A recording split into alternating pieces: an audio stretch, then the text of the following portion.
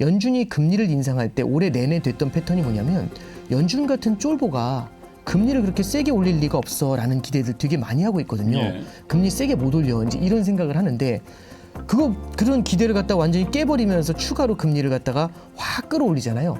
그럼 연준은 지금 어떤 상황에 처해 있는 거냐면 이런 겁니다. 긴축을 하면서도 동시에 완화를 해야 되는 문제 생긴 겁니다. 긴축을 하면서 완화를 해. 어떻게? 말도 안 되는 얘기였잖아요. 따뜻한 아이스 아메리카노. 그렇죠. 따뜻한 아이스 아메리카노죠.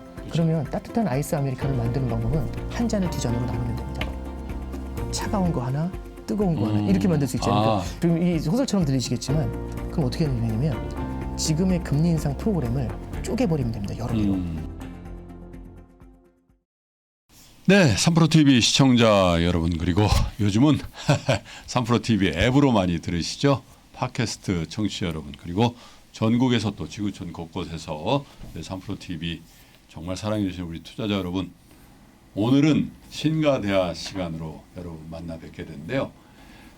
매번 이분을 모시면 너무 시간이 아쉬워가지고 그 비난의 화살을 이 김프로가 다 맞지 않습니까? 그래서 제가 또 욕만 먹을 수 없지 않습니까? 네. 지난번에 아침 시간에 신한은행 오건영 부부장을 모셔서 얘기를 하던 과정에서 기억나시죠?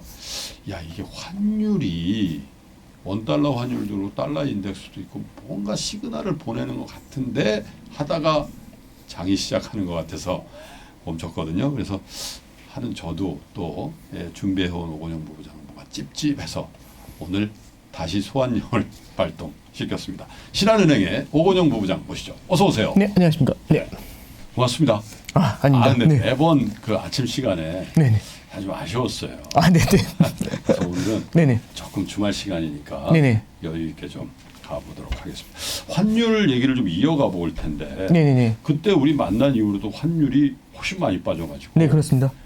1,200원대 네, 이제 예. 1,300원 라인을 또 한번 예. 살짝 무너뜨렸죠. 네. 목전을 보게끔 네네네. 이렇게 되어 있는데 뭐 불과 뭐 한 달 전 이 정도에 뭐 1,500원 간다는 얘기들이 일반적으로 많이 돌아다니는데 네.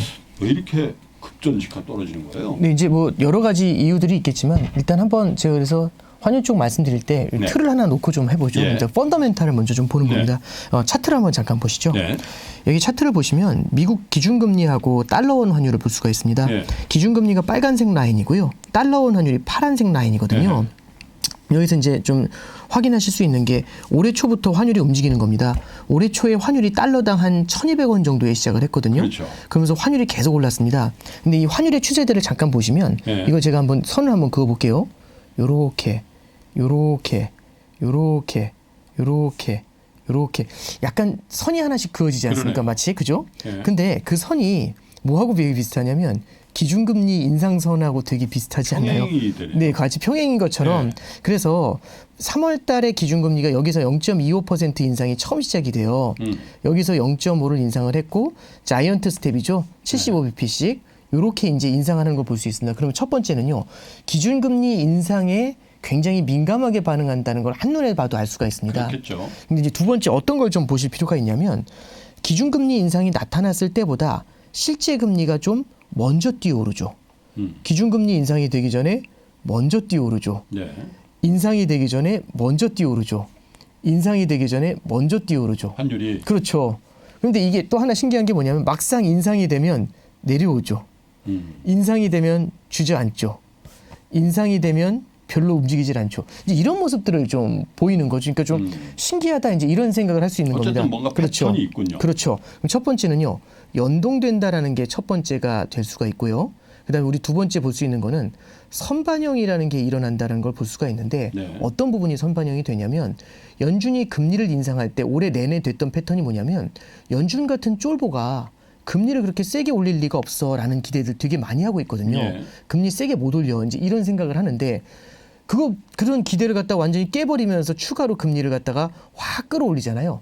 그런 시그널을 읽을 때마다 시장이 깜짝깜짝 놀라는 겁니다. 예상외. 그렇죠. 그럼 여기서는 설마 못 올렸는데 설마 올리나? 그럼 실제로 올리고 그러네요. 설마 올리나? 실제로 올리고 이제 이렇게 올리고 이제 나면 올리고. 그래도 좀. 그렇죠. 예. 그래서 시장이 제일 첫 번 생각했던 건 뭐냐면은 올리지 않을 것 같을 때 올리니까 미리 깜짝이 놀라는 거죠. 진짜 올리나 보다 이번에. 이것 때문에 먼저 올라가는 거고요. 예. 두 번째는 막상 올리고 나면 이제 거의 끝난 거 아니야? 그래서 사실 올해 중반에도 0.75, 0.75 두 번 올린 다음에 9월 달부터는 금리 인상 속도 조절하는 거 아니야. 이런 기대가 되게 컸었잖아요. 그러면 이제 사실 환율이 금리가 올라갔음에도 불구하고 안정이 되고 그런 모습이었는데 예. 하나 확실한 거는 시장의 기대보다 미국의 금리 인상이 세게 나올 때 계단식으로 한 번씩 탁탁 뛰어 올라갔다는 겁니다. 네. 그런데 최근에 이제 마지막 끝 라인을 보시면 조금 이상한 걸 보실 수가 있어요. 금리가 올라감에도 불구하고 환율이 위에서부터 고점에서부터 이렇게 훅 주저앉는 모습이 완전 나타나는 거죠. 수직낙하해버리네. 네, 그렇죠. 그러니까 거의 1,450 라인까지 올라갔다가 저도 이 정도까지 내려갈 거라고는 생각 못했는데 1,300원 수준까지 예. 이제 확 내려가 버렸지 않습니까? 그럼 이제 여기서 이제 어떤 일이 있었는지를 잠깐 좀 볼 필요가 있는 겁니다. 사실 요 사이를 보시면 두 가지 이유가 존재를 해요. 하나, 둘, 1번, 2번의 이유가 있는데요. 그 이유를 한 번씩 살짝 좀 말씀드려 보겠습니다. 이제 만약에 이제 이렇게 설명해 드리는 게 제일 나을 것 같아요. 저희가 환율에 배팅하는 헤지 펀드라고 해보는 겁니다. 그래서 매크로 환율에 배팅하는 헤지 펀드인데요. 저희는 지금 어떤 전략이 했냐면 달러가 강세로 갈 것이라고 생각을 해서 모든 통화를 팔고 달러를 바이를 하는 그런 전략을 쓰고 있습니다. 그러면 지금 달러를 갖다 계속 사들이고 있는데 사들일 때마다 이익이 나는 거죠. 그럼 지금 분위기가 되게 좋을 겁니다. 그렇죠. 이익이 많이 나서 오케이 1,200원에 샀는데 1,400원이 넘어간 거죠. 너무 행복한 거죠. 자, 그러면 여기서 저희가 이제 어떤 회의를 해보면 되냐면 우리가 갖고 있는 리스크가 뭘까? 이걸 한번 잠깐 회의해 보는 거죠. 그래서 리스크가 뭔지 한번 보니까 첫 번째는요. 미국 연준이 금리 인상을 멈추는 겁니다. 이건 리스크가 되죠. 그럼 달러가 약세로 돌 테니까요. 두 번째는요. 한국과 같은 다른 국가들, 타국이 금리 인상을 되게 세게 하는 방법이 있을 겁니다. 그럼 미국하고의 금리 차가 그렇죠. 줄어들게 되니까요. 그리고 세 번째는 뭐가 있냐면 양국이 금리를 건드리지 않더라도 만약에 국가 자체에서 외환당국에서 외환시장 개입을 해버리면 와 이건 또 답이 없어집니다. 이건 이제 외환시장 개입이라는 게 뭐냐면 저희는 예를 들어서 원화를 팔면서 달러를 사면서 개입 이렇게 들어가는 거잖아요. 달러 바이 플레이를 해가지고 달러 가치를 올리려고 하는데 갑자기 당국에서 외환 당국에서 뭘 하는 거냐면 갑자기 보유하고 있던 외환 보유고에서 쌈짓돈 꺼내가지고 달러를 갖다 시장에다 확 던지면서 원화를 사들이는 겁니다. 그럼 달러를 팔면서 원화를 사니까 달러 가치가 떨어지면서 그렇죠. 원화 가치가 오르니까 달러를 사들인 저희는 손해가 나는 거죠. 그래서 이게 하나의 리스크가 될 겁니다. 자, 그래서 이렇게 세 가지 리스크가 있다. 같이 이제 회의를 했습니다. 결과가 나왔는데 그럼 이제 이 리스크가 어떻게 되는지 한번 하나하나 검토를 해보는 거죠. 미국이 금리 인상을 멈출 가능성, 인플레이션이 여전히 강하기 때문에 이건 가능성이 낮아 보여요. 그죠? 다른 나라가 금리를 빨리 올릴 가능성, 한국이 금리 인상을 빨리 할 가능성, 이번에도 이제 얘기가 나왔지만은 한은 총재께서 이제 하셨던 얘기 중에 이런 게 있습니다. 미국 같은 경우는 전체 대출에 가계 대출의 10%가 변동금리다. 90%가 고정금리라는 얘기죠. 근데 우리나라 같은 경우는 전체 대출의 60%가 변동금리다. 이 얘기를 하세요. 그럼 40%가 고정금리잖아요.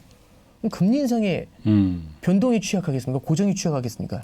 변동이 당연히 취약하죠.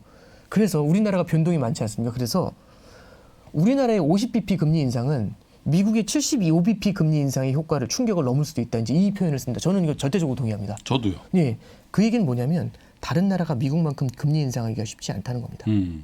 그러면 A의 가능성, 미국이 금리 인상을 멈출 가능성 없죠.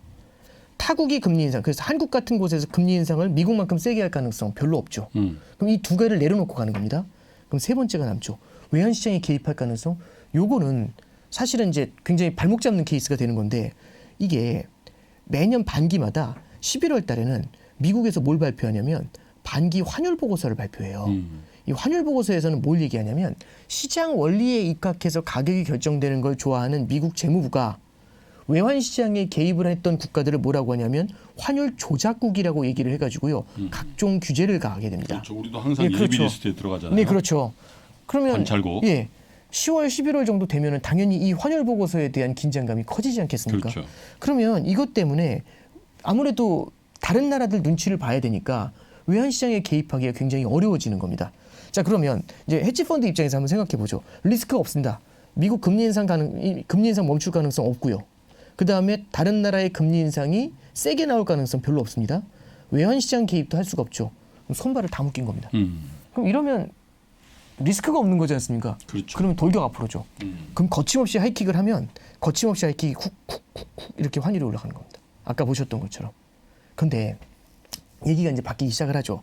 첫 번째는요. 외환시장 개입부터 분위기가 좀 바뀝니다. 예. 여기서 누가 제일 먼저 나서게 되냐면 올해 환율이 제일 많이 오른 엔화 가치가 제일 많이 떨어졌거든요. 환율이 제일 많이 올랐다는 얘기죠. 일본에서부터 얘기가 나옵니다. 예. 일본이 3, 4월 달에 엔화가 너무 빠르게 올라가니까 이미 3, 4월 달부터 무슨 얘기를 했냐면 엔화가 너무 약세로 빨리 가니까 이거 시장 개입을 해서 속도 조절을 해야 될 것 같아. 이제 이런 얘기를 하기 시작을 하죠.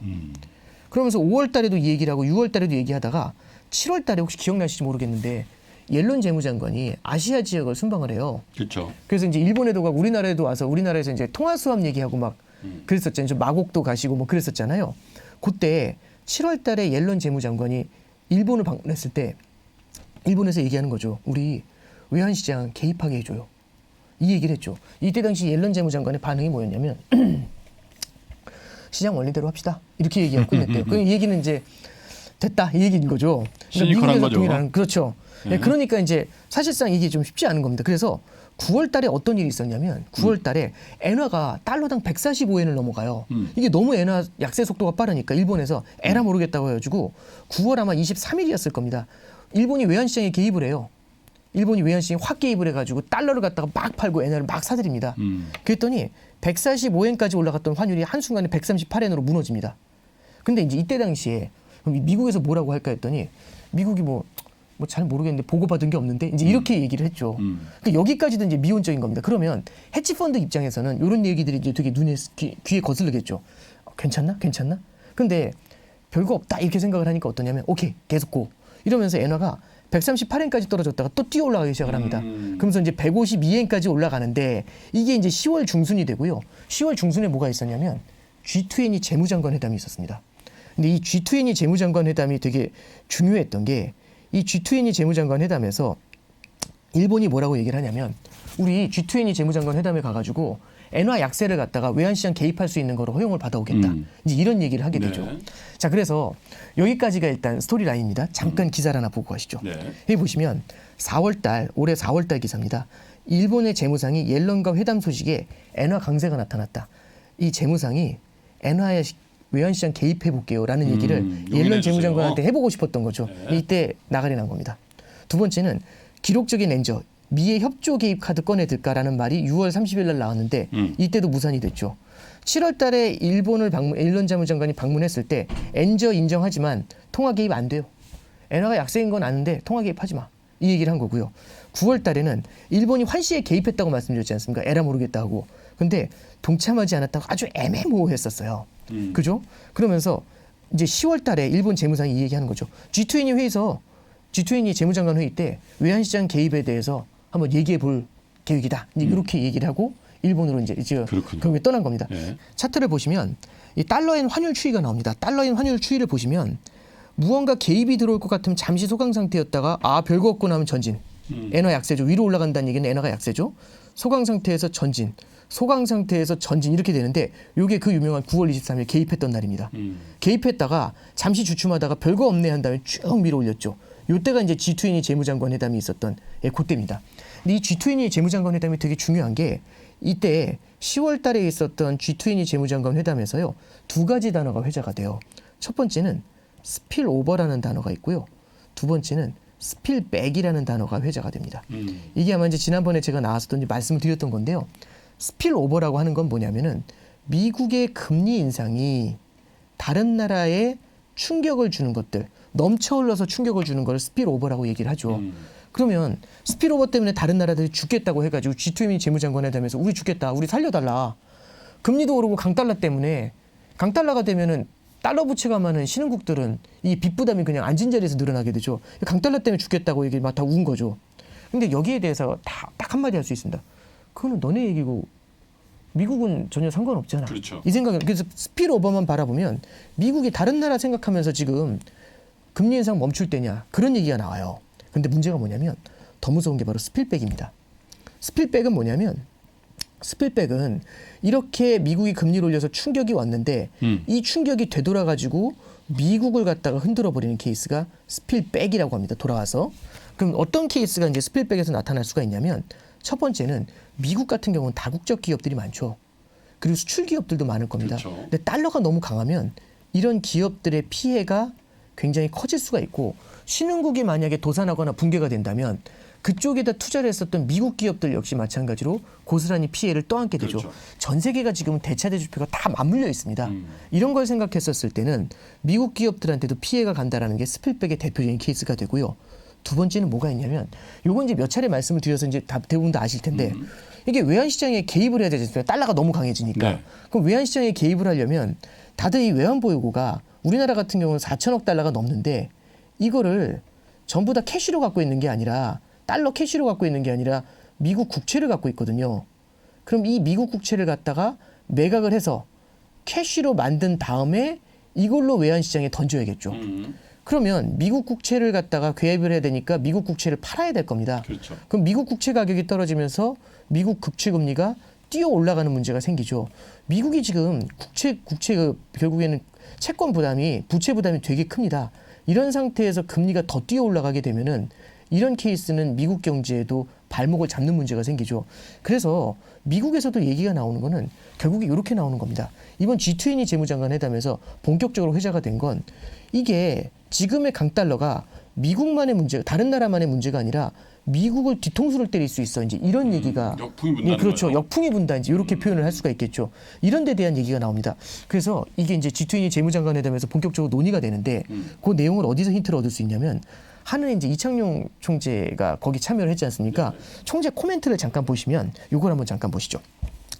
방금 전에 스필오버하고 스필백이라는 단어를 이해를 하셨으면 기자가 읽히실 겁니다. 이 기사를 보시면 맨 밑에 기사부터 봅니다.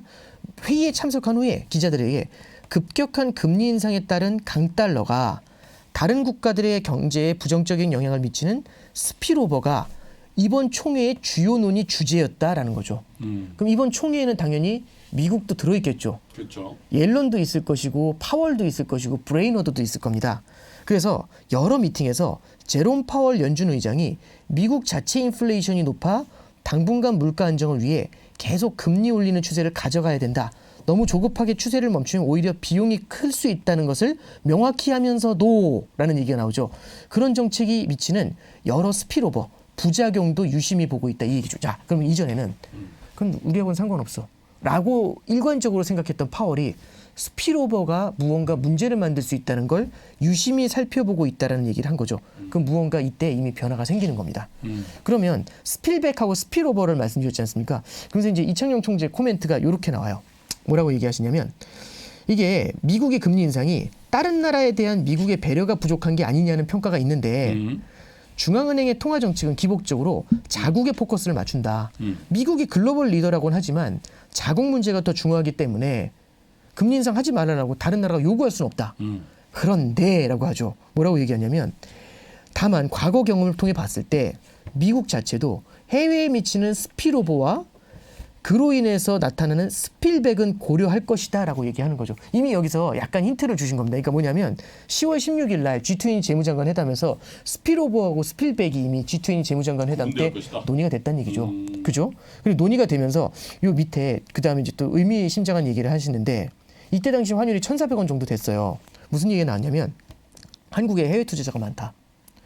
환율이 1,100원일 때와 1,400원을 넘을 때 투자 전략은 달라야 하지 않겠냐. 미국 금리 인상 기조를 혹시라도 바꾸면 원화가 빠르게 절상될 가능성도 배제하지 말아야 된다. 이제 이런 얘기를 한 거죠. 결국에는 달러가 너무 많이 강세로 갔을 때는 미국한테도 불리하게 되고 그렇게 됐을 때는 미국과 다른 나라 간의 국제 공조가 나타나게 되는데 이렇게 되면 환율의 방향을 일순간 바꿔버릴 수도 있습니다. 그러네요. 그렇죠. 그러면서 조금 더 이어가서 얘기를 하는 부분이 뭐냐면요. 이런 얘기가 나오죠. 이창용 총재 코멘트 중에서 이제 이런 얘기입니다. 중장기적으로 미국도 달러 약세를 위한 국제 공조에 나설 수가 있다는 얘기죠. 당장은 아니지만. 그러면 이번에 좋은 소식은 연차 총회 동안에 파월과 브레이너드가 모두 다 스필오버에 대해서 얘기하기 시작했다는 점. 요걸 언급했던 거죠. 10월 16일 날입니다, 이미. 그러면서 이제 여기에 대해서 뭐라고 얘기를 하냐면 제2의 플라자 합의가 있는데 플라자 합의는 기억을 하시겠지만 85년 9월 달에 있었던 합의거든요.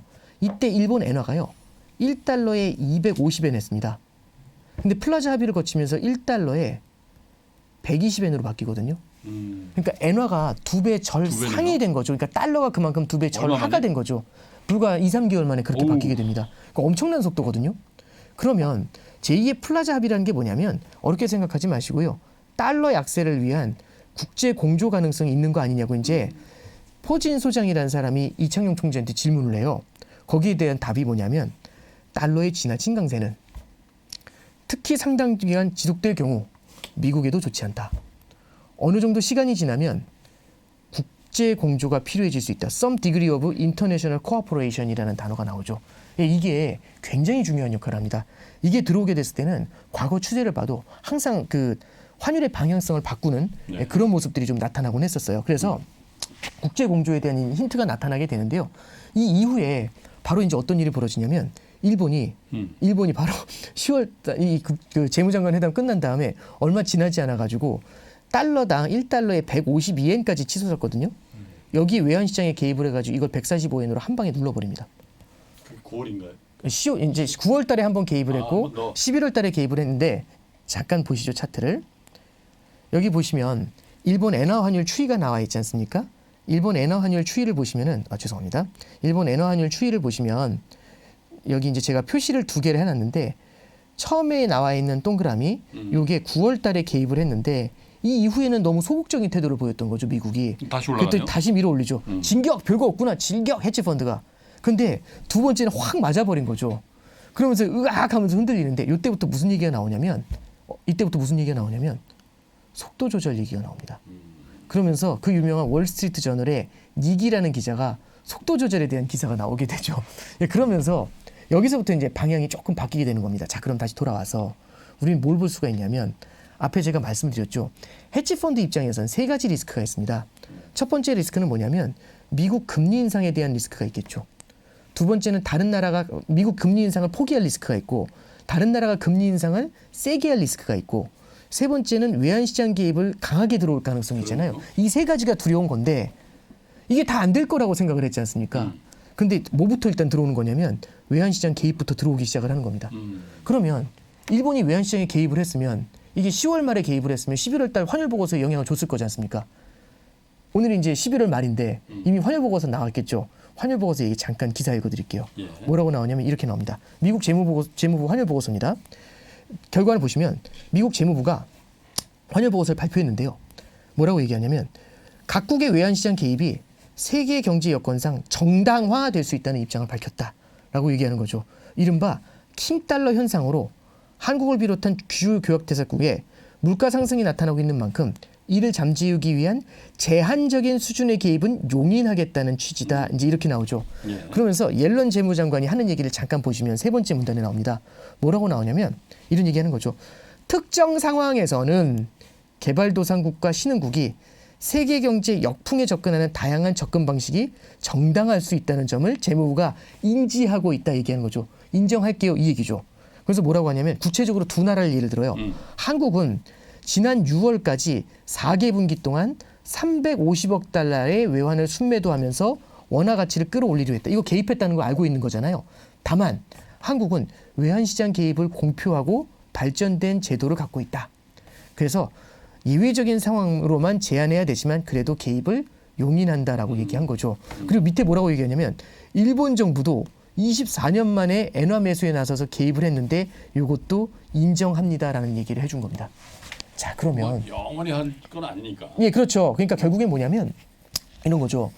너무 힘든데 어떻게 해요? 그러면 거기에 대해서 무조건 안 돼 이렇게 하다가 7월, 8월까지 계속 안 된다고 하다가 10월 달에 뭐라고 하냐면 힘들면 해야지 뭐 이제 이렇게 얘기를 한 거죠. 왜냐하면 이게 미국이 다른 나라를 봐준 것도 있겠지만 그게 스피로버잖아요. 그렇죠. 스피로버에 대한 고려도 있었겠지만 스필백에 대한 두려움도 굉장히 컸겠죠.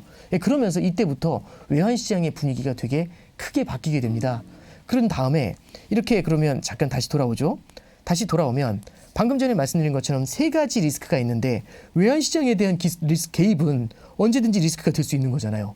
그러면 우리가 이 헤지펀드가 진격을 할 때 언제든지 치고 들어올 수 있다는 걸 본 거죠.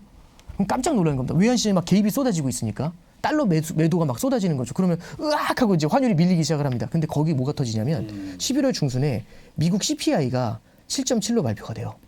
순풍이 분 거죠. CPI가 살짝 그렇죠. 살짝 누그러드네? 이 생각이 든 거죠. 그랬더니 무슨 느낌을 받냐면 금리 인상의 속도가 조절되는 건 기정사실 아니야라는 생각이 드니까 A 파트하고 C 파트하고 두 개가 딱 합치면서 환율을 밑으로 확 찍어내립니다. 제일 처음엔 공조가 가능해 하면서 확 찍히다가 정신 차리다 갑자기 두 번째 CPI 소식 들으면서 확 두 번 찍힌 거죠. 그래서 앞에 차트로 다시 한번 돌아가면요. 이거 지우면서 다시 한번 보여드릴게요. 지우면서 보여드리면 여기서 한번 확 찍히고 잠시 정신 차리다 두 번째 찍힌 거죠. 근데 이제 이렇게 원달러 환율이 떨어진 이유 중에 하나가 네. 세 가지 리스크 A, B, C 중에 A번 있죠. 미국이 금리 인상 속도 조절을 못할 거야라는 게 리스크 현실화가 된 거고 외환 시장 개입은 어려워라고 했는데 이거 일단은 용인해 줄게라는 얘기가 된 네. 겁니다. 자 그러면 이렇게 환율이 고점에서부터 저점까지 확 밀려 내려오면 달러를 사면서 플레이했었던 헤지 펀드 같은 경우는 손실이 매우 크겠죠. 그렇죠. 손실이 매우 크면 일단 너덜너덜 된 거죠. 그러니까 그냥 일방향으로 진격 앞으로 하다가 계속 이기다가 10연승 하다가 여기서 아주 제대로 맞은 겁니다. 2연패 한 겁니다 벌써. 그랬더니 너덜너덜해진 거죠. 그럼 일단 첫 번째는 뭘 해야 되냐면 전열을 정비해야 될 겁니다. 이거 어떻게 해야 되지 하면서 전열을 정비해야 되고요. 두 번째는 진격을 하더라도 뭐가 문제가 생기냐면 예전처럼 진격하기 쉽지 않겠죠. 왜? 복병이 있을 거지 않습니까? 이제 그렇죠. 의병이 등장할 거지 않습니까? 외환시장 개입이 언제든 들어올 수 있다고 했으니까. 그리고 또 하나는 결국에는 속도 조절에 대한 얘기도 있었으니까 이때처럼 완전히 강달러에 너무너무 유리한 펀더멘탈은 아니겠죠. 그렇죠. 이런 점들에서는 변화의 징후가 나타난 겁니다. 그래서 외환시장에서요. 금리가 올랐음에도 불구하고 환율의 방향성이 바뀌어 내려오는 이런 모습들을 좀 볼 수가 있었던 겁니다. 저기서 얘기하는 건 기준금리잖아요. 네, 그렇습니다. 여러분 시중금리에 네네. 미국채 10년물이라든지 네네, 이런 그렇습니다. 것들 장기물 금리는 저 기준금리에 관계없이 좀 먼저 빠졌고 네네. 그런 측면에서 외환의 방향성을 좀 생각해봐도 되는 거 아닌가요? 네, 그렇습니다. 이게 결국엔 선반영을 할 때는요. 기준금리라는 건 날짜를 두고 움직이죠. 그래서 FOMC 날만 기준금리가 변화가 됩니다. 그렇죠. 근데 채권 시장은 에브리데이 열리고 매일 매시간. 외환 시장도 예. 에브리데이 열리죠. 그러니까 사실 여기에 차트에 기준금리는 표현을 했지만 예. 실제 시장 금리를 두고 보시면 네. 사실상 되게 비슷한 모습을 보이고 있습니다. 환율하고. 예, 그렇죠. 그래서 여기 보면 10년짜리 국채 금리가요. 예. 이때 훅 무너져 내려오는 모습을 그게 한 4.3 정도까지 갔다가 3.6대까지 최대 4.5를 살짝 건드렸다가요. 지금은 3.7, 3.6까지 밀려 내려왔으니까요. 그러니까요. 10년짜리 금리가 이제 환율하고 많이 내는 거죠. 상당히 연계성이 있게. 네, 그렇습니다. 또 주식은 또 저 구간에 많이 올랐죠. 네, 그런데 이제 상대적으로 이 퍼포먼스가 나타날 때 환율이 이렇게 달러가 약세로 돌 때 어떤 퍼포먼스가 나타나냐면 제가 주식 전문가는 아닙니다만 미국 주식하고 한국 주식을 보면 특히 미국의 성장주 나스닥 같은 경우는 좀 부진했고요. 국내 코스피 지수 같은 경우는 강한 모습을 보였습니다. 이게 저는 조금 이런 모습도 좀 볼 필요가 있는 것 예. 같아요. 지난 몇 년 동안 어떤 일이 벌어졌냐면 미국 주가가 오를 때 달러가 강세를 보였습니다. 미국으로 성장이 집중된다는 생각이 들면 미국 달러를 사서 미국의 주식을 사야겠죠. 그 기업을 바이하는 게 맞겠죠. 그러면 그렇죠. 주가도 오르고 달러도 강세로 갑니다. 왜 달러 수요가 그만큼 는다는 네, 얘기죠. 그렇죠. 그러니까 결국엔 미국에 대한 금융 투자가 강해지는 거죠. 그러면 다른 나라 같은 경우는 주가도 빠지고 환율도 빠지는 그러니까 통화 가치도 빠지는 문제가 생기게 되겠죠. 근데 만약에 성장의 축이 이동을 한다라고 한다면 미국의 주식 시장이 상대적으로 부진하고 그러면서 달러가 약세로 가면서 다른 나라의 통화가 강세로 가고 그러면서 그 다른 나라의 주식 시장이 또 강세를 보이는 그런 반대의 상황이 벌어질 수도 있죠. 물론 아직은 그런 징후가 뚜렷하게 나타나는 그래서 건 달러 아닙니다만. 스마일이라는 네. 얘기를 하잖아요. 네, 그렇죠. 그죠? 예, 실제로 강할 때도 미국의 힘이 강할 때도 달러가 강하고 최악의 위기에 왔을 때도 달러가 그렇죠. 강하고 그럼 양쪽으로 리스크가 하니까 되니까. 살짝 미소를 짓는 네. 게 달러 스마일의 정의가 되는 그래서 거죠. 달러가 추세적으로 약세를 굉장히 과도하게 반영되는 시기가 있을까? 왜냐하면 네네. 미국이 별로 안 좋은 상태에서 나머지 경제권이 좋아져야지 되는 거잖아요. 네. 근데 예전에는 뭐 브릭스도 있고 뭐 중국도 있고 뭐 이런 변수들이 있었는데 네. 그게 쉬울까? 네. 일단 저는 두 가지 관점에서 예. 말씀드리려고 합니다. 첫 번째는요. 단기적인 관점이 있고요. 장기적인 관점이 있을 겁니다. 단기적인 관점을 먼저 말씀드리면 이게 지금 달러가 약세로 돌았지 않습니까? 환율이 많이 내려왔잖아요. 그럼 이게 계속 추세적으로 이어지면서 달러가 계속 약세로 갈까? 이제 강달러는 풀린 건가? 이 생각을 해볼 수가 있거든요. 네. 근데 여기에 대해서는 이런 가능성을 좀 생각해 볼 필요가 있을 것 같아요. 첫 번째는요. 미국은 지금 연준은 뭐와 뭘로 싸우냐면 인플레이션이라는 적하고 싸울 때 두 개의 칼을 들고 싸우고 있습니다. 한쪽 손에는요. 고금리라는 칼을 들고 있고요. 다른 쪽 손에는 강달러라는 칼을 들고 있습니다. 그러면 고금리는 당연히 인플레이션을 억제하는 특효 다 알고 있고 강달러라는 건 수입 물가를 찍어 누르는 영향을 주게 되겠죠. 그래서 고금리와 강달러라는 무기로 40년 만에 인플레이션이라는 적하고 싸우고 있는 겁니다. 근데 이걸 너무 세게 휘두르다 보니까 주변에 있는 사람들이 너무 많이 다치는 거잖아요. 이게 굉장히 부담스러워요. 그래서 너무 힘들었어? 그러면 좀 덜 쓸까? 그리고 이제 앞에 있는 괴물도 약간 힘이 빠진 것 같으면 조금 덜 휘두를까? 하는 순간 어떤 일이 벌어지냐면 시장이 방긋 웃으면서 금세 저금리에 금리가 확 내려오면서 약달러가 돼버려요. 약달러의 저금리가 되면 이 양쪽 칼이 다 약해진 거죠. 살짝만 스탬프를 조금만 늦춰도 바로 약달러의 저금리가 돼버립니다. 그럼 이건 또 무슨 문제를 만들면 내 눈앞에 있는 인플레이션이라는 괴물이 다시 강해지는 문제를 만들죠. 그럼 인플레가 강해지면 이걸 잡기 위해서 또 금리 올려야 되는 이 악순환이 반복이 되는 거지 않습니까? 그럼 미국 입장에서는 강달러를 포기하기는 어렵습니다. 그럼 무슨 소리일까? 강달러가 부담은 되는데 강달러를 포기할 수 없다면 그럼 이런 게 있죠. 계속 지금보다 강해지는 거하고 어느 정도 강해진 상태, 강달러가 뭔지 정의를 할 수는 없지만 어느 정도 강해진 상태에서 이 정도 수준이면 괜찮을 것 같아. 이 정도면 싸울만 할 것 같아. 그 레벨에서 머무는 건 다른 거지 않습니까? 다르죠. 그러면 더 강해지는 건 미국 입장에서는요. 부담스러운 거죠. 그러면 달러 강세의 속도가 빨라지는 것도 부담스러운 겁니다. 말씀해 주신 것처럼 금리 인상의 속도도 부담스럽지만 달러 강세도 너무 강한 것, 끝없는 달러 강세도 미국한테 이제 부담을 주는 영역까지 두 개 다 와 있다는 겹치면 겁니다. 더 골치 아픈 그렇죠. 거죠, 사실은. 예, 그러다 보니까 미국에서는 너무 강해지는 점점 더 지금보다 훨씬 더 강해지는 건 부담스럽지만 그렇다고 확연하게 약달러로 도는 것에 대해서도 마찬가지로 부담스럽죠. 그러면 여기서 쓸 수 있는 전략은 뭐냐면 다른 국가들한테 외환시장에 개입을 하게 해주고 지금처럼 한번 헤지펀드 혼내줄 때 제대로 혼내주면 이번에 축구 보셔서 느끼겠지만 막 공격하다가 저쪽에서 매섭게 반격하면 공격 라인을 뒤로 내리잖아요. 이거 장난 아닌데 하면서 이렇게 공격 라인이 내려와서 그만큼의 공격을 못 보여주지 않습니까? 무서우니까요. 그러면 올해 내내 헤지펀드들은 거침없는 하이킥을 보였을 겁니다.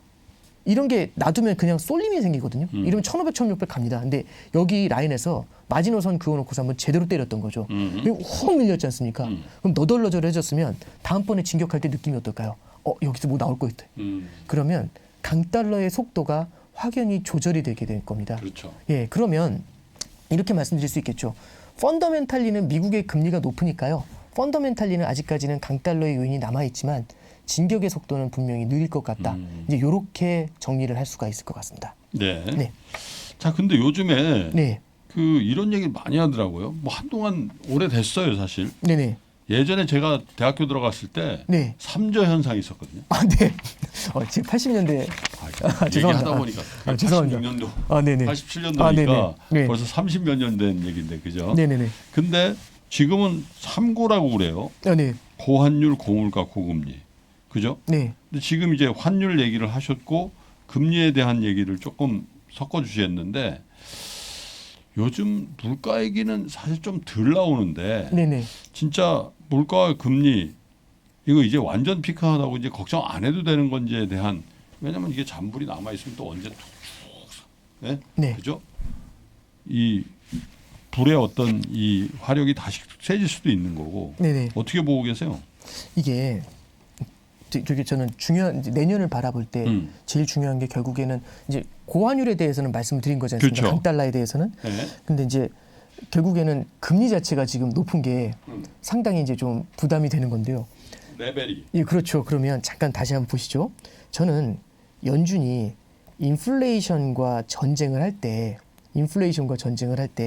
두 개의 무기를 쓰고 있다는 말씀드렸습니다. 고금리라는 무기를 쓰고 있고 그 다음에 강달러라는 무기를 이제 쓰고 있다라는 말씀을 드렸잖아요. 달러가 마냥 강해지는 것도 되게 부담이 많이 되지만 금리가 마냥 높아지는 것도 되게 큰 부담을 주게 됩니다. 네. 그러면 이 금리가 너무 크게 높아졌었을 때는 어떤 문제를 만들게 되냐면은 예를 들어서 미국한테는요. 성장을 주저앉히는 문제가 생길 수 있어요. 연준의 목표는 두 개입니다. 성장이라는 목표가 있고요. 그 다음에 두 번째는 물가라는 목표가 있어요. 근데 지금 공식적으로 뭐라고 했냐면 성장이 약간 주저앉더라도 혹은 리세션이 경기 침체가 찾아오더라도 지금은 물가 잡는 게 우선이에요라고 이렇게 픽스를 시켜줬거든요. 네. 근데 이럴 때가 있습니다. 골대를 지키는 게 우선이라고 골키퍼한테 가르쳐줬어도 이럴 네. 때가 있습니다. 골키퍼 1대1 되면 뛰어나와야 되거든요. 그렇죠. 이게 무슨 얘기냐면 여기 어떤 이슈가 있냐면 중앙은행의 목표 중에 금융 안정이라는 목표가 하나가 더 있습니다. 금융 시스템이 무너지게 됐을 때는 이거는요. 중장기적인 성장이나 물가나 이거 논의할 때가 아니라 당장 주저앉는다는 얘기거든요. 그러면 중앙은행이 물가 잡을 때 신경 쓰는 게 아니라 일단 뛰어나와야 됩니다. 그러면 골키퍼 뛰어나오는 거하고 똑같은데 이걸 누가 보여줬냐면 영국이 보여줬더. 영국이 국채 시장이 뒤집어 엎어지니까 어떻게 되냐면 그냥 긴축을 하면서도 금리 인상을 하면서도 양적 완화를 해가지고 일단 국채 시장을 메워주지 않습니까? 그렇죠. 그럼 사실상 반대 시그널을 던지는 겁니다. 긴축을 하면서 돈을 뿌려주니까 양쪽에서 반대 시그널을 펼쳐주게 되니까 이렇게 됐었을 때는 긴축이 생각보다 어려워질 수가 있죠. 그래서 미국 연준도 영국을 보면서 굉장히 많은 고민을 했던 것 같아요. 강달러가 주는 게 결국에는 스필백이라는 스피로버와 스필백을 통해 가지고 미국한테 부메랑으로 작용한다는 말씀 드렸잖아요. 고금리라는 것도요. 잘못 걸리면 금융 시스템의 안정을 건드리면서 부담을 더 키울 수 있다는 느낌을 줄 수가 있는 거죠. 네. 자, 그러면 금융 시스템 안정이라면 그 어떤 게 있을까라고 한번 잠깐 생각을 해보는 겁니다. 이게 지난번 제가 한번 나왔을 때 여기서 이제 끊어졌는데 어떤 말씀을 드렸냐면 금융 시스템 안정은요. 제일 두려운 게 뭐냐면 미국, 영국도 국채 시장이 흔들렸지 않습니까? 미국 같은 경우도 국채 시장이 흔들리는 게 굉장히 문제가 될 수 있습니다. 잠깐 생각해 보죠. 미국의 금리 인상 속도가 되게 빠르다고 한번 가정해 보죠. 예. 엄청나게 금리를 올립니다. 그럼 앞으로 얼마나 올릴지도 모르고 계속 때리니까 너무 많이 맞아가지고 이제는 정신이 없는 겁니다. 계속 맞을 거라고 생각하죠. 제가 이제 얼마 전에 저기 몇 달 전에 잘못 걸려가지고 저 놀이동산 가가지고 청룡열차 같은 걸 탔거든요. 청룡열차가 아니면 이름이 이제 무슨 뭐 그 좀 무섭던데요. 뭐 익스프레스 뭐 이런 거였습니다. 와, 근데 막 몇 번을 왔다 갔다 하니까 나중에 체념을 하더라고요, 사람이. 아, 그냥 죽여라 이제 이런 분위기가 되던데 그게 금리 인상을 너무 세게 하면 충격이 너무 크면 정신이 나가요. 그럼 어떻게 되냐면 금리가 영원히 올라갈 거라는 두려움이 어디가 끝일지 알 수가 없잖아요. 그러면 어떤 일이 벌어지냐면 채권 가격이 끝없이 떨어질 거라는 두려움이 생깁니다. 그러면 민간의 채권 투자가 주저앉아 버려요. 하나 더 문제가 뭐냐면 20년 동안 금리가 내려오면서 채권이 강세였습니다. 20년 동안 행복한 해피랜드에 살다가 갑자기 그 청룡열차를 타니까 얼마나 천천히 살다가 갑자기 느리다는 것의 아름다움 막 이런 얘기하다가 갑자기 청룡열차처럼 계속 흔들리니까 얼마나 무서웠겠어요. 그렇죠. 그러면 정신이 없으니까요. 민간의 채권 투자 펀드가 어마어마하게 늘어났었죠. 금리가 내려갈 때. 이게 한꺼번에 확 사그라드는 겁니다. 쫄아가지고. 그러면 누구도 채권 투자를 못해요. 뭐하고 똑같냐면 갯벌에 가잖아요. 갯벌에 갈 때 저 강화도 갯벌 가는데 그 갯벌 주인이 이제 데려가는 거죠. 쭉 가는데 경운기 타고 가는데 아 옆에 한번 보시라고 해서 딱 보니까 꽃게가 조그마한 것들이 엄청 많아요. 네. 그래서 너무 재밌겠다 이랬는데 네. 자 이제 도착했습니다. 내리십시오 해가지고 한 발 내리는데 갯벌에 개가 다 사라진 겁니다. 한 마리도 안 보여요. 들어가 버리지. 예, 죽은 게 아니라 숨은 거거든요. 이게 마찬가지입니다. 그래서 이게 금리가 계속 올라갈 거라는 두려움이 생기게 되면 현금이 사라져서가 아니라 사고 싶은 마음이 없어집니다. 그러면 국채 시장에 대한 수요가 확 사그라드는 문제가 생기죠. 그럼 잠깐 보시면요. 코비드 19이 만든 가장 큰 악재 중에 하나는 미국의 정부 부채가 늘어났다는 겁니다. 정부 부채가 늘게 되면은요. 미국의 국채 발행, 즉 국채 공급이 크게 늘어났겠죠. 그러면 국채 공급은 어마어마하게 늘어났습니다. 지금 네. 그 이 반대편에 보시면 국채의 반대편에는 국채 공급의 반대편에는 이걸 사주는 국채에 대한 수요가 존재해야 되겠죠. 누군가 이 국채를 받아줘야 될 겁니다. 그러니까 돈을 빌리려고 하면 누군가 돈을 빌려줘야 되잖아요. 근데 빌리려고 하는데 아무도 안 빌려주면 금리를 올리면서 빌려야 될 거지 않습니까? 그렇죠. 그러면 이 수요가 줄어들게 됐을 때는 국채 발행이 잘 안 되니까 금리를 높여주면서 돈을 빌리려고 하겠죠. 가격이 떨어지고. 그렇죠. 그럼 네. 금리가 하늘로 뛰어 올라가게 되면 미국 입장에서도 이 정부 부채에 대한 이자 부담이 훨씬 더 기하급수적으로 늘어나니까 미국한테도 치명타겠죠. 공조를 해야 돼. 그렇죠. 그럼 국채 수요를 국채 수요 사이드를 보시면 네. 첫 번째를 보시면 요겁니다. 민간의 펀드들이 여기에 작용을 합니다. 네. 근데 지금 보시면 민간의 펀드들이 들어오질 못해요. 못 들어오죠. 금리가 계속 올라갈 것 같으니까. 네. 두 번째는 뭐가 있냐면 미국의 상업은행들이 네. 지급준비금이라는 게 있어요. 대형은행들이 이걸 통해서 국채를 사주면 되는데 네. 여기서 지금 미국 은행들한테 규제가 가해지고 있습니다. 이 규제 이름이 SLR 규제라는 게 있어요. 이게 나중에 제가 시간 되면 한번 설명을 해드릴게요. 근데 지금 설명해드릴 내용은 아닌 것 같고요. 이 SLR 규제는 뭐냐면 은행들이 미국에 있는 시중은행들이 국채를 사는 순간 그만큼 자본을 늘려야 됩니다. 그럼 지금 같은 분위기에서 유상증자에서 자본 늘리려고 하는데 이게 별로 이렇게 반응이 안 좋을 거잖아요. 시장이 안 좋으니까. 예, 그렇죠. 그럼 국채 살 이유가 없죠. 그래서 SLR 규제가 강하게 작용을 하다 네. 보니까 미국의 상업은행들도 국채를 살려고 하질 않습니다. 그럼 세 번째는 누가 사줘야 되냐면 외국의 중앙은행이 사줘야 되거든요. 근데 외국의 중앙은행은 지금 상황이 어떠냐면은 달러 강세 때문에 외환시장 개입을 해야 되니까 오히려 미국 국채를 매도를 해야 돼요. 그러면 국채 공급은 늘어나는데 국채의 수요가 지금 적은 거지 않습니까? 네. 이거 어떻게 해야 되지? 이 생각이 딱 들 수밖에 없어요. 그렇죠. 그럼 이런 상황에서는요. 이렇게 아슬아슬한 상황에서는 어느 하나가 크게 움직이면서 가격을 뒤집어 엎잖아요. 그럼 깜짝 놀라잖아요. 그러면 우르르 빠져나가는 수가 있습니다. 예를 들어 볼까요? 이 펀드 같은 케이스가 지난번에 한번 말씀드렸던 것처럼 이 채권형 펀드는 지금 미국 국채 채권형 펀드는 다 개방형입니다. 개방형은 언제든지 환매를 할 수 있죠. 왜냐하면 미국 국채는 황금성이 좋지 않습니까? 그렇죠. 부동산에도 아파트는 황금성이 좋잖아요. 지금 별로 안 좋죠. 떨어질 것 같다고 하면 아무도 안 사니까 황금성이 확 줄어들어요. 지금이 그렇죠. 그럼 미국 국채도 잘못 걸리면요. 황금성이 떨어질 수가 있어요. 그럼 황금성 국채도? 그렇죠. 왜냐하면 공급은 이렇게 많은데 그래도 사는 사람이 조금 없으니까. 양보하면 팔리지. 그렇죠. 근데 그러려면 손해가 커지지 않습니까? 그러면 어떻게 해야 되냐면 파이어 세일을 해야지. 그러니까 많이 할인을 해서 손해를 네. 많이 봐야 팔리는 겁니다. 네. 그러면 예를 들어 이런 거죠. 펀드를 제가 가입을 하고 있어요. 근데 이 펀드에 미국 국채를 갖고 있습니다. 근데 사람들이 뭐가 분위기가 안 좋을 것 같으니까 몇 명이 먼저 팔아버려요. 그럼 이게 가격을 확 잡아 내려버릴 거지 않습니까? 그렇죠. 그럼 남아있는 사람들은 앉은 자리에서 때려 맞은 거죠. 그럼 뒤늦게 팔려고 하면 손해가 훨씬 커질 수가 있어요. 그럼 어떤 일이 벌어지는 거냐면 민간 펀드에서는 먼저 파는 사람이 왕이 되는 겁니다. 무조건 먼저 빠져나가야 되죠. 그러면 엑소더스네. 이게 펀드런을 만들어요. 기억하실지 모르겠는데 리먼 파산한 다음에 미국의 MMF에서 펀드런이 나와요. MMF에서? 네. 왜냐하면 이게 안정적인 단기 채권 시장에서도 그렇죠. 부실이 날 것 같다라고 하니까 MMF에서 펀드런이 또의 나오거든요. 불안감이구나. 네, 그렇습니다. 근데 이건 이제 국채 펀드에서 펀드런이 나올 수 있다라는 그런 두려움을 만들어낸 거죠. 왜냐하면 20년 동안의 저금리가 너무 오랫동안에 금리가 내려오면서 펀드 쪽으로 자금이 국채에 대한 수요가 늘어나 있었죠. 근데 이렇게 금리가 올라가는 걸 만난 적이 없지 않습니까? 그러니까 황금성이 만약 떨어지게 된다면 이런 문제를 만들 수 있다는 게 첫 번째 A에서 나온 거고요. 네.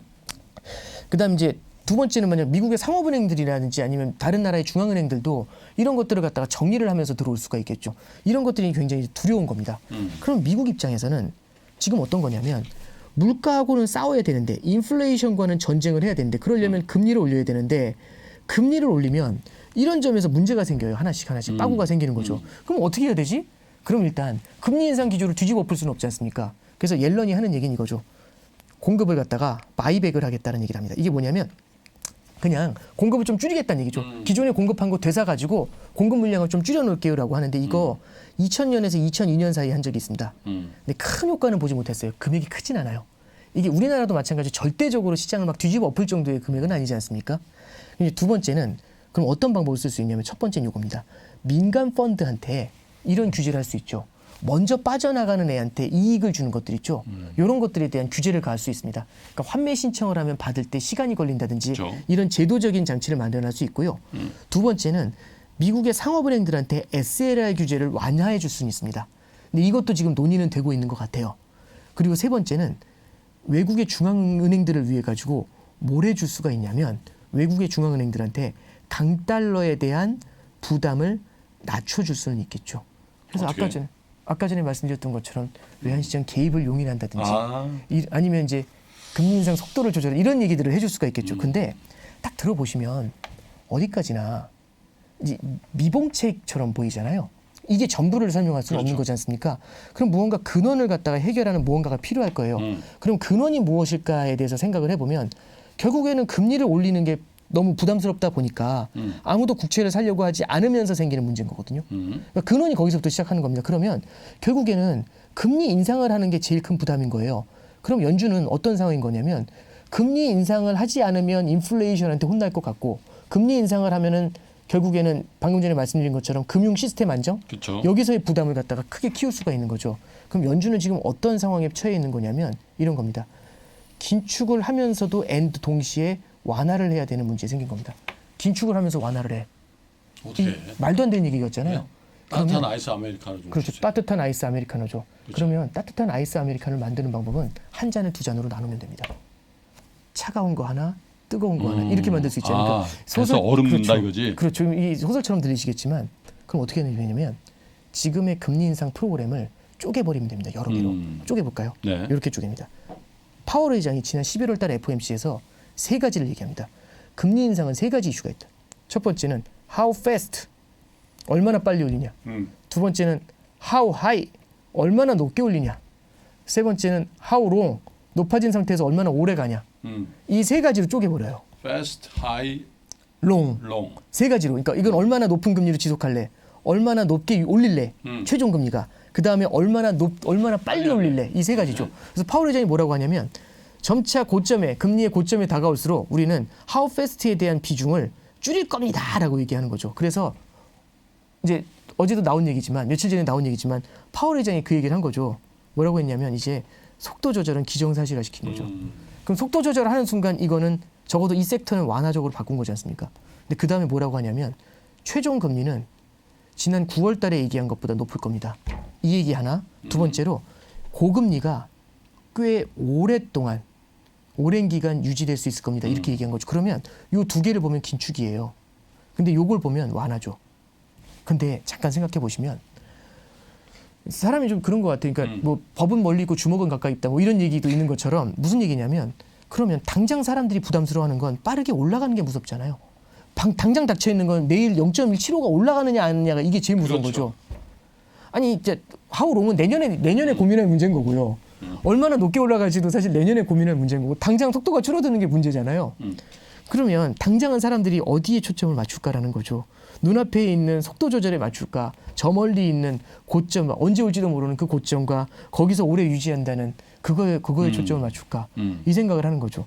그럼 당장은 완화 쪽에 초점을 맞지 않을까요? 그렇죠. 하우 패스트 쪽에. 그래서 지금 시장이 환호를 하는 겁니다. 그래서 이제 시장이 속도군요. 그렇죠.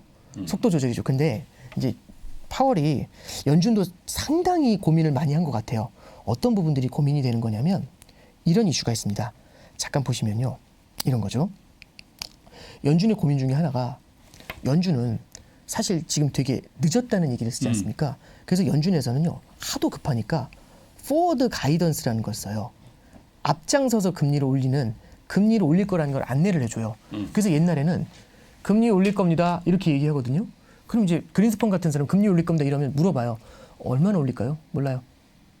이렇게 얘기했어요. 그래서 얼마나 올릴 건지에 대해 아예 대답을 안 했어요. 근데 요즘은 어떠냐면 친절해졌죠. 그렇죠. 친절해졌죠. 5냐 5.25냐 뭐 이런 거 점도표로 찍어주잖아요.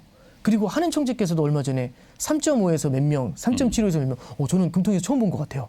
이제 그런 얘기들이 나오는 거. 의사록 나와야지 좀 알 수 있는 그런 케이스였는데 이제 그런 얘기들까지 이제 명시적으로 나오는 거죠. 이게 포워드 가이던스인데 그러면 시장한테 실제로 어느 정도까지 올릴 건지 되게 구체적으로 얘기합니다. 그러면 정보가 구체화되는 순간 불확실성이 사라지는 순간 그걸 가격에 땡겨서 반영하죠. 그렇군요. 뭐하고 똑같냐면 강남에 가보시면 허름한 아파트가 30억, 20억 하잖아요. 재건축할 거라서. 재건축할 게 확실해지면 더 올라가지 않습니까? 그러니까 결국에는 가격에 반영이 되는 건 뭐냐면 어느 정도인지 금리 인상에 대한 가이드라인이 뚜렷하면 그 순간 땡겨서 반영합니다. 그럼 예를 들어 이런 거죠. 금리 인상이 이미 늦었어요. 네. 그럼 뭐라고 하냐면 0.5에서 금리 인상을 막 이렇게 땡겨 올리더라도 우리 몇 개월 안에 어디까지 올릴 거야 얘기하면은 시장 금리가 먼저 하늘로 날아갑니다. 그럼 달러를 먼저 밀어 올리고 시장 금리를 먼저 위로 밀어 올리죠. 아까 전에 질문해 주셨던 거고 선반영되는 똑같은 거죠. 그렇죠. 그래서 이걸 우리는 선반영이라고 합니다. 그래서 보시면 미국 기준금리가 3% 수준밖에 안 됐을 때도 미국 국채금리가 10년짜리가 4.5를 때려요. 왜냐하면 조만간 닥쳐올 미래니까. 이렇게 올라가면서 실제로 긴축을 위한 칼을 먼저 보내버린 거죠. 그러면 이 포워드 가이던스가 되게 멋있지 않습니까? 그렇죠. 그럼 이제 선반영을 해가지고 참 쫄릴 때, 급할 때 먼저 보내버린 거죠. 유령을 먼저 보내서 싸우게 만든 거죠. 근데 좋은 것, 장점이 있으면 항상 단점이 존재합니다. 어떤 단점이 있냐면 금리가 올라가기 전에는 금리 먼저 올려간다는 걸 암시해가지고 먼저 때릴 수가 있거든요. 근데 이제 금리 인상의 정점에서는 어떤 생각이 들까요? 금리가 내릴 수 있다는 생각을. 그렇죠. 그 안내가 먼저 나가는 것처럼 느껴지겠죠. 이 포워드 가이던스가 그래서 뭘 만든 거냐면 금리가 한창 올라갈 때 막 선생님이 혼내기 시작할 때는 그 어마어마한 클라이막스를 생각하면서 학생들이 막 눈물을 흘리면서 너무 무서워하는 거예요. 조금밖에 안 때렸는데도. 그런데 클라이막스에서는 어떻게 된 줄 아세요? 이제 끝나네 조만간. 그러면 이제 우리 편하게 놀 수 있는 거야, 게임할 수 있는 거야. 그러면 막 클라이막스에서 막 소리 지르고 있는 그 상황에서 씩 웃는 거예요. 다들 너무 좋아하고 막. 이걸 보면 선생님은 되게 놀랍지 않을까요? 의도한 거 다른 거죠. 그러니까 그렇죠. 포워드 가이던스가 이럴 때는 되게 부담스럽습니다. 그럼 어떻게 가야 되냐면 이런 말을 써야겠죠. 첫 번째는 이거 언제 끝날지 알 수 없어. 내지는 훨씬 더 낼 거야. 이런 걸 써야겠죠. 그러면 잠깐 한번 생각해 보시면 이런 표현들이 가능해요. 제가 어렸을 때 멀미를 되게 많이 했거든요. 멀미를 많이 하는 사람은 차 타는 거 되게 싫어합니다. 그래서 항상 어디 간다고 하면 차 타면 아버지한테 항상 그걸 질문해 드렸던 것 같아요. 언제 끝나요? 언제 도착해요? 멀미약 먹어도 도움 안 됩니다. 그래서 이 멀미를 극단적으로 하는 사람은 냄새가 좀 달라요. 근데 저 지금은 안 그러는데 근데 저희 또 둘째가 그러더라고요. 아버지한테 항상 뭐라고 물어봤냐면 언제 가요? 언제 가요? 이걸 3분 단위로 물어봤어요. 아버지 맨 마지막에 뭐라고 하셨냐면 한잠 자. 한 3시간 걸려. 그럼 포기해요. 그럼 자거든요. 그럼 성가시지 않겠죠. 내지는 우리는 부산 간다. 이러면 애도 부산이 어딘지는 알잖아요. 그럼 그다음에 포기하고 잠을 자려고 그래요. 이게 무슨 얘기냐면 시장은 지금 너무 괴롭잖아요. 그럼 조금의 시그널만 와도 이제 내려갈 걸 기대를 해요. 빠른 속도로 금리가 내려갈 그 아름다운 세상을 기억을 해요. 그럼 그 기대를 하지 않습니까? 언제 도착할지. 그거를 기대하지 않습니까? 그러면 그 기대를 갖다가 무마시켜줘야 되지 않겠습니까? 그걸 무마시켜주는 가장 좋은 방법은요. 금리를 더 올릴 거야. 부산까지 갈 거야. 라든지 내지는 저기 한 3시간 있어야 되니까 자. 오랜 기간 이 높은 금리로 유지할 거야. 이 얘기를 하는 거죠. 그래서 지금 결국 뭐 정치는 하나를 주고 하나를 받는 거다 이렇게 얘기를 하지 않습니까? 시장의 기대를 이런 거죠. 분해를 시킨 겁니다. 따뜻한 아이스 아메리카노를 만들기 위해서 2개를 분해한 겁니다. 2개를 분해를 했는데 이걸 3개로 분해한 거죠. 긴축이라는 걸 how fast, how high, how long으로 분해한 거죠. 그 다음에 how fast에서는 완화의 시그널을 확실하게 던져주면서 2개에서는 그 강한 시그널을 던져주게 되니까 지금 당장은 파티를 하지만 시간이 흘러가면 흘러갈수록 뒤에 있는 것들이 부담스러워지겠죠. 이렇게 해가지고 시장에서 섣부르게 강달러와 고금리를 풀어버리려는 움직임들 이런 것들을 좀 제어를 하면서 너무 높게 올라가는 것도 제어를 하겠지만 또 너무 많이 내려가려고 성급하게 먼저 내려와서 인플레이션을 갖다가 뒤집어 엎어버리는 것들 이런 것들로 제어를 해버리는 그러니까 좀 요즘 그런 생각이 들어요. 연준이 요즘 가스라이팅 하려는 거 아니에요. 왜냐하면 연준 위원이 17명 있잖아요. 17명이 번갈아 가면서 나와가지고 별의별 얘기를 다 합니다. 어떤 사람은 금리 7%까지 올려야 된다는 얘기를 하고 있고 어떤 사람은 속도 조절해야 되고 뭐 내후년부터 백가쟁명이 백가쟁명이죠. 그렇죠. 이게 연준 내부에서 분열이다 이렇게 얘기하는 경우들도 있겠지만 제 생각엔 커뮤니케이션 중에서요. 결국에는 불확실성을 양방향으로 높여놓는 겁니다. 그러니까 뭐냐면 달러는 계속 영원히 강세로 갈 거야. 달러가 약세로 돌았나? 이 2가지를 다 묶어버리는 거죠. 불확실성이 높아지면 아까 전에 우리 헤지펀드가 이제부터는 불확실성이 높아지니까 조심스럽지 않습니까? 그러면 한 방향으로 확실하게 쏠려버리는 거를 제어를 하겠죠. 그럼 뭘 할 수 있냐면 시간을 끌 수가 있습니다. 물가를 때려잡을 때까지 너무 큰 피해를 주지 않으면서 시간을 끌면서 이걸 갖다 가져갈 수가 있겠죠. 그렇군요. 네. 2023년 투자 계획을 고민하고 계십니까? 2022년을 돌아보고 내 종목을 점검해 볼 시간. 그래서 준비했습니다. 반도체, 2차 전지, 자동차, 인터넷, 바이오, 그리고 국내와 글로벌 투자 전략까지 각 분야 베스트 애널리스트만 모셨습니다. 2023 베스트 투자 전략. 이번 강의는 사전에 설문조사를 통해 투자자분들이 진짜 궁금해하는 내용을 담았습니다. 11월 30일까지 사전 예약을 신청하시는 모든 분들께 3프로TV 다이어리도 보내드립니다. 자세한 내용은 영상 하단 링크 또는 네이버에 3프로TV를 검색하세요. 사실 요즘에 금융시장에서 특히 주식 투자자 중에도 많은 분들이 연준의 이제 스탠스에 대해서는 이제 뭐 얼마 안 남았기 때문에 지금 당장 언제 피크아웃 할는지 뭐 피봇이 있을는지 모르겠지만 그 얘기보다는 하반기에 내년 상반기나 어느 시점에 올 경기 침체에 대한 얘기를 많이 해요. 근데 그럼에도 불구하고 사실은 그걸 선반영했는지 안 했는지 여부를 떠나서 연준의 의사결정자들의 얘기나 어떤 합의가 사실 훨씬 더 강하게 주식시장을 좌우하는 것 같더라고요. 네, 그렇습니다. 네. 얼마 전에 뭐 제롬 파월이 뭐 그렇게 비둘기파적인 그 발언 비슷한 게 하니까 막 나스닥이 하루에 막 4% 오르고 그러잖아요. 그래서 우리 오건영 부부장한테도 어떻게 보세요? 내년에 피봇, 뭐 금리 인하가 이제 피크아웃 하는 거는 뭐 정해진 수순이라고 보고 금리 인상이 멈추는 거는 뭐 정해진 수순이라고 보고 이게 내년 하반기 진짜 금리 인하하냐? 어떻게 봐요? 이게 그 얼마 전에 이제 블라드가 이 매파잖아요. 이 사람이 7%까지 인상해야 된다 이런 얘기를 했었어요. 그리고 이제 많은 사람들이 이제 금리 인상의 고점을 높여야 된다 이렇게 얘기하는 이유 중에 하나가 이게 뭐냐면 피벗을 한다라고 하면 시장이 반색을 할 겁니다. 그렇죠. 너무너무 좋아하겠죠. 네. 그러면 자산 시장을 밀어 올리게 될 거고요. 그런 다음에 자산 사이드에서부터 또 자산 가격이 막 올라가게 되면 이게 또 소비를 자극하게 되겠죠. 그렇겠죠. 이런 것들이 다시 인플레이션을 키울 수가 있습니다. 그러면 연준 입장에서는 참 어려운 거죠. 긴축을 하자니 성장이 둔화되고 금융 시스템을 뒤집어 엎을 수도 있고 네. 긴축을 안 하자니 바로 또 인플레이션이 커질 수도 있고 네. 그러니까 이게 이제 모순이 되는 건데 그래서 연준에서 이제 에서 조지라는 사람이 있어요. 이 사람이 에서 조지라는 이 캔자스 시티 연구원 총재인데 예, 네. 이분이 이제 그 내년에 이제 올해 말에 퇴임을 하세요. 그래서인지 요즘 저는 이 사람 말 되게 제일 많이 보는데 되게 좀 뭐랄까 암시적으로 주는 게 아니라 되게 직설적으로 많은 힌트를 주세요. 그래서 저도 네.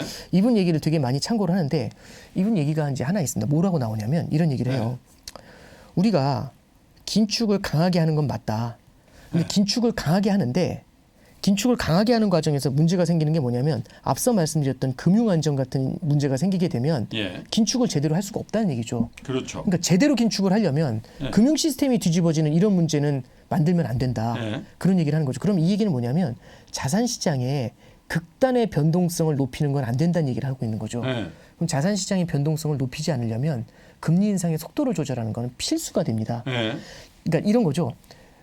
그 뭐냐면 너무 강하게 긴축을 하면 오래 긴축을 할 수 없다 이 얘기입니다. 고속도로 보면 그런 거 있잖아요. 뭐 10분 빨리 가다 뭐 이런 얘기 나오잖아요. 뭐 영원히 빨리 뭐 이런 얘기들 나오잖아요. 그러니까 그런 것처럼 너무 긴축을 또 강하게 서두르게 되면은 금융 시스템 안정 문제 때문에 영국처럼 되려 돈 뿌려야 되니까 그렇지. 이러면 제대로 긴축을 못 한다는 얘기죠. 예. 제대로 긴축하려면 천천히 오래 해야 된다는 얘기를 하게 됩니다. 이게 이제 에스더 조지의 코멘트예요. 네. 저는 이 표현은 되게 와닿는다고 생각을 하고 이 표현을 파월도 그대로 얘기를 하고 있습니다. 그러면 제대로 긴축하기 위해서 천천히 긴축한다. 그래서 이제 세 가지로 나눠가지고 가는 거지 않습니까? 그러면 이제 여기서 오랫동안 높은 금리를 유지를 하면 사실상 내년에 금리 인하를 기대하기는 어려운 거 아니냐 이 얘기가 나올 수 있거든요. 근데 저는 이런 것 같아요. 예, 세상은 이게 금융시장이라는 거는 살아 움직이는 생명체지 않습니까? 그렇죠. 약동하는 거지 않습니까? 정해져 있는 미래는 없는 것 같아요. 그럼 정해져 있는 미래는 없다는 얘기가 저희 집에 이제 강아지 한 마리를 키우는데 그 저희 둘째를 너무 좋아해요. 아기를. 그럼 강아지가 1시간 후에 어디 있을까? 그럼 뭐 소파에 있을까? 부엌에 있을까? 화장실 앞에 있을까? 그게 아니라 이 답이 어떻게 나와야 되냐면 저희 둘째가 가 있는 곳에 강아지는 가 있을 거예요. 그렇겠죠. 그러면 이제 우리는 뭐냐면 그 아이가 어떤 행동을 하느냐에 따라서 강아지가 다르게 움직인다는 얘기거든요. 그러네요. 잠깐 생각을 해보는 거죠. 그러면 연준이 긴축을 합니다. 긴축을 하는데 이거를 시장이 신뢰를 하지 않아요. 그래서 완화적인 시그널에 집중을 하면서 자산 시장에서 미리 파티를 해버립니다. 그러면 이거 인플레이션이 생각보다 오래 갈 수 있습니다. 아. 굉장히 끈적끈적하게 갈 수 있어요. 스티키한. 그렇죠. 그런데 그게 아니라 연준의 긴축을 만약에 신뢰를 하게 되지 않습니까? 그러면 이거 그러니까 아까 전에 애가 3시간 가야 되니까 자 그러면 자는 것처럼 시장이 연준의 긴축을 굉장히 신뢰를 많이 하게 되고 그 페이스에 딸려가지 않습니까? 그러면 인플레이션을 생각보다 빠르게 제압을 할 수 있어요. 그러면 내년 하반기에도 금리 인하가 가능할 수도 있습니다. 그래서 저는 이런 것 같아요. 그러니까 되게 좀 유치하게 들릴 수도 있겠지만 뭐 옛날에 뭐 이순신 장군께서 뭐 필사즉생 뭐 이런 얘기 하신 거잖아요. 그러니까 인플레를 잡겠다고 모두가 믿으면 그러면은 빨리 끝나. 빨리 끝나는 거고요. 이거 안 믿고 계속 새로운 해석인데 예, 경제가 그래서- 이게 유기체란 얘기네. 그렇죠. 어떻게 반응하는지에 예, 따라서. 그렇죠. 예, 그죠? 예, 그러니까 결국에는 저한테도 되게 많은 분들이 그걸 질문하세요. 인플레이션 그럼 그거 언제 줄어들 거며 언제 금리 인하 할 거냐? 당신이 어떻게 하냐에 따라 다르죠. 그렇죠. 그러니까 아니 예를 들어 공부하는 애가 나 서울대 갑니까? 모의고사 점수 잘 나왔는데 오늘부터 하는 걸 봐야죠. 여태까지 잘한 것도 중요하지만 그래서 저는 이제 시장에서는 이번에 이제 연준이 확실하게 과거하고 바뀐 건 결국에는 스필백에 대해서 고민을 많이 하고 있다는 거고요. 긴축을 하는 것도 제대로 긴축하려면 천천히 해야 된다는 것에 대해서 이번에 이제 공감을 하고 있다는 겁니다. 네. 그러면 자산 시장의 변동성을 크게 높이지 않으면서 현재의 상태로 연착륙하가는 거, 이 고민을 하게 될 것 같습니다. 오늘 뭐 적어도 환율을 시작으로 해서 물가, 금리 이런 쭉 어떻게 자산 가격에 영향을 어떤 경로를 통해서 주고 지금 우리가 주목해야 될 바는 어딘가에 대한 힌트는 얻은 것 같은데 그래도 지금 연말 아닙니까? 네. 다행히 연말에 이렇게 썰렁하진 않은데 네네네. 그래도 여기서 뭔가 또 오버하거나 또 미흡하면은 네. 2023년을 또 이상한 모양으로 시작하고 네.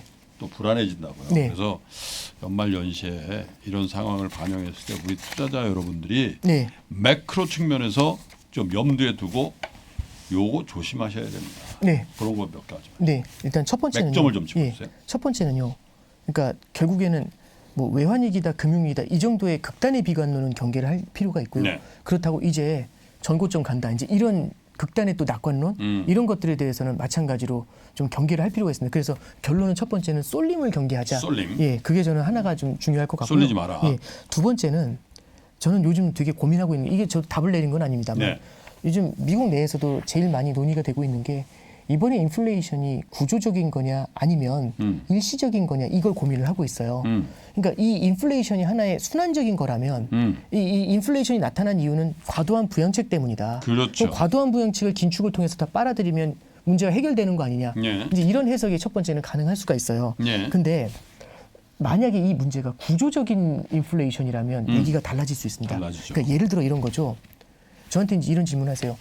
인플레이션이 언제 해소가 될까요? 그 얘기 질문은 연준이 목표라는 2%로 언제쯤 물가가 내려올 거예요 이거거든요. 지금 7.7인데. 그렇죠. 근데 이런 거죠. 나 언제 퇴원해요? 이거하고 질문이 똑같거든요. 근데 재발할 수 있지 않습니까? 그럼 병원에 다시 와야죠. 요즘 보니까 코로나가 7차 대유행이랍니다. 저희 1차 대유행 때 1차라는 얘기 안 했지 않습니까? 그래서 코로나가 줄어들 때 이제 끝났겠네 했는데 2차 대유행이 오고 3차 대유행이 오죠. 그러니까 저는 이제 하나 고민하는 게 뭐냐면 지금의 인플레이션이 만약에 구조적인 거라면 그 얘기까지 다 하려면 굉장히 시간이 좀 많이 걸릴 것 같아서 뒤에 나중에 한번 따로 시간을 주시면 내년도 전망 같은 거 할 때 한번 그러시죠. 말씀드리도록 하고요. 네. 만약에 구조적인 거라면 이런 일이 벌어질 수 있습니다. 인플레이션을 2% 밑으로 제압했더라도 금세 재발해 버릴 수 있죠. 그럼 그게 재발했을 때 2차 대유행을 만날 때의 느낌은 어떨까요? 또 왔어? 이런 느낌이지 않을까요? 하나 더. 만약에 인플레이션이 재발하는 걸 여러 번 봤다면 중앙은행 입장에서 옛날처럼 과감하게 경기 부양을 할 수 있을까요? 모든 게 해결이 됐다고 해보죠. 근데 코로나 같은 충격이 또 옵니다. 그러면 코로나 때는 인플레이션은 40년 전에나 만났던 신화 속에 나오는 괴물이었거든요. 그러니까 미노타우스가 오니까 금리 그렇게 올리면 안 돼요. 이거하고 똑같이 들려요. 그럼 시끄러워 이게 됐거든요. 그냥 밀어붙이는데 근데 또 와. 또 오면 그만큼 풀 수 있을까요? 왜냐하면 못하죠. 작년에 못 봤냐고. 그렇게 고생해놓고 뭐 하는 거냐고. 그러면 무기가 줄어들어요. 그럼 옛날처럼 자산 가격의 밑바닥을 확실하게 중앙은행이 잡아가지고 하드킬을 해주는 이런 형태의 뭐랄까요? 연준 피벗이라는 게 과연 가능할 그 정도로 효과적이 강한 게 저는 그래서 두 번째 말씀드리고 싶은 거는 매크로의 변동성이 과거하고는 좀 바뀐 것 같아요. 그러니까 한번 아파가지고 병원에 들어갔다 나온 거지 않습니까? 그럼 안 아팠을 때보다 재발의 확률이 높아지는 거 아닌가요? 그렇죠. 제가 뭐 의학은 잘 모릅니다만 그러면 과거에 안 아팠었을 때의 그 패턴을 가지고 그대로 적용을 해버리면 낭패를 보는 경우들이 생길 수가 있다라고 생각합니다. 이럴 때는요 자산 가격 자산을 여러 개 깔아놓고 가는 분산 투자에 대한 고민을 좀 많이 해주시는 게 그래서 쏠림을 경계하자라는 말씀 하나 하고 두 번째는 매크로의 패턴이 되게 다양하게 바뀔 수 있다는 생각이 들거든요. 어쩌면 인플레 디플레 이게 반복이 될 수가 있어요. 그러면 이런 것들을 좀 감안을 했었을 때는 우리가 마찬가지로 여러 개의 자산을 좀 분산 투자하는 쪽을 좀 많이 고민해 보는 게 그리고 분산 투자에 그럼 어떤 걸 담을지는 3프로 TV 워낙 전문가분들 많이 나오셔서 저 같은 사람이 말씀드릴 건 아닐 것 같습니다만 이 정도로 조언의 말씀드립니다. 하긴 그래요. 뭐 수술까지는 아니지만 병원에서 상당히 오랫동안 치료를 받고 나오면은 네. 거기 그 간호사분들이 무리하지 마세요. 네. 네? 네. 그리고 몸에 좋은 거 좀 드시고요. 네네. 절대 술 담배 하지 마시고. 네.